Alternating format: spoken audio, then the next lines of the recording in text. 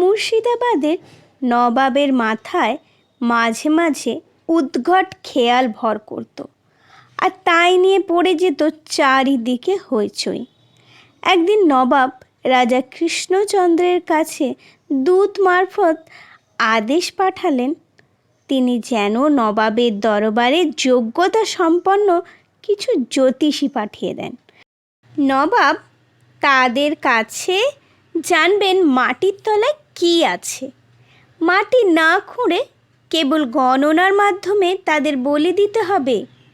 তবে একটা শর্ত, সঠিক বললে 1000 আশরাফি ইনাম পাবে, আর ভুল বললে কারাগারে আটক থেকে শাস্তি ভোগ করতে হবে। রাজা কৃষ্ণচন্দ্র পড়লেন মহাবিপাকে। নবাবের হুকুম তালিম না করলে তার রাজত্ব যাওয়ার সম্ভাবনা, অথচ কাউকে পাঠাতে পারছেন না। কেউ গণনা করে বলার ঝুঁকি নিতে রাজি নন। তবু তিনি তাবড় তাবড় কিছু পণ্ডিত মুর্শিদাবাদের নবাবের কাছে পাঠিয়ে দিলেন, কিন্তু কেউই নবাবকে সন্তুষ্ট করতে পারলেন না। ফলে তারা সবাই কারারুদ্ধ হলেন। এই সংবাদ রাজার কাছে এসে পৌঁছল। রাজা এই সংবাদ শুনে দুশ্চিন্তায় পড়লেন। তিনি বিষণ্ণ মনে দিন কাটাতে লাগলেন। গোপালের চোখে রাজার এই বিষণ্ণতা ধরা পড়ল। গোপাল রাজার কাছ থেকে তার দুশ্চিন্তার কথা জানতে পারলেন। বললেন, মহারাজ, আপনি দুশ্চিন্তা করবেন না। আমি একদিনের মধ্যে এর একটা ফয়সালা করছি। তাই বলে মতলব আঁটতে লাগলেন। মতলব মাথায় এসেও গেল। খাটের একটা পায়া নিয়ে তাতে কয়েক ফেরতা লাল শালু কাপড় জড়িয়ে নিলেন। তারপর পণ্ডিত সেজে মুর্শিদাবাদের নবাবের দরবারে হাজির হলেন। গোপালের পোশাক আশাকে মহাপণ্ডিতি ভাব ফুটে বের হচ্ছে। কপালে তিলক, গলায় রুদ্রাক্ষের মালা, মাথায় নকল টিকি, আর মুখে অং বং চং সংস্কৃত শ্লোক। নবাবকে কুর্নিশ করে গোপাল বললেন, জাহাপনা, আমি রাজা কৃষ্ণচন্দ্রের নির্দেশে আপনার কাছে এসেছি। আমার হাতে আছে অষ্টবিংশতি পুরাণের শ্রেষ্ঠ পুরাণ, এই খটাঙ্গ পুরাণ। পণ্ডিতগণ এটাকে সর্বশ্রেষ্ঠ বলে মনে করেন। এই বলে গোপাল অং বং চং করে সংস্কৃত ভাষায় নকল করে গলা ছেড়ে কিছু বলতে থাকলেন।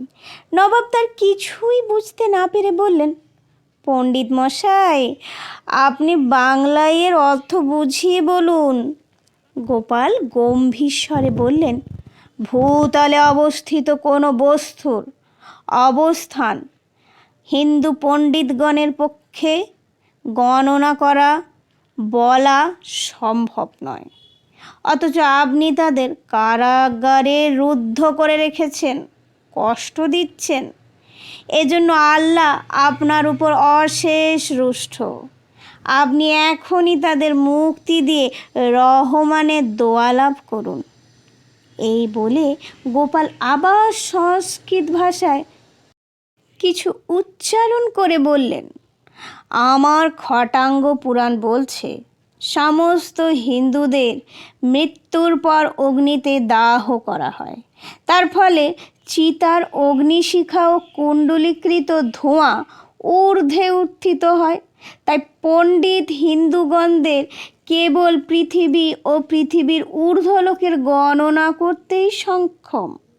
আর মুসলিমদের যেহেতু মৃত্যুর পর মাটিতে কবর খুঁড়ে সমাধিস্থ করা হয়, তাই কেবল তারাই মাটির নিচের দ্রব্যসমূহের গণনা করতে পারঙ্গম। সুতরাং জাহাপনা, আমি দরবেশ ও অন্যান্য ফকিরদের সন্ধান করার জন্য আপনাকে পরামর্শ দিচ্ছি। তাদের নিম্নস্থ গণনার কাজে নিযুক্ত করুন, তাতেই আপনার সঠিক কাজ হবে। নবাব গোপালের কথা বিশ্বাস করলেন। কারাগারে আবদ্ধ সমস্ত পণ্ডিতকে তৎক্ষণাৎ মুক্তি দিলেন। গোপাল পণ্ডিতদের সঙ্গে নিয়ে কৃষ্ণনগরে পরের দিনই ফিরে গেলেন। রাজা কৃষ্ণচন্দ্র উৎফুল্ল হয়ে বললেন, এসব অসম্ভব কাজ তুমি কি করে সম্ভব করলে গোপাল? গোপাল তার খটাঙ্গ পুরাণকে দেখিয়ে দিলেন। বলেন, এই দেখুন মহারাজ, একটি ভাঙা খাটের পায়া, তাতে জড়ানো কয়েক গজ লাল শালুর কাপড়, এই দিয়ে বাজিমাত করেছি আমি। কৃষ্ণচন্দ্র আহ্লাদিত হয়ে গোপালকে প্রভূত অর্থ পুরস্কৃত করলেন।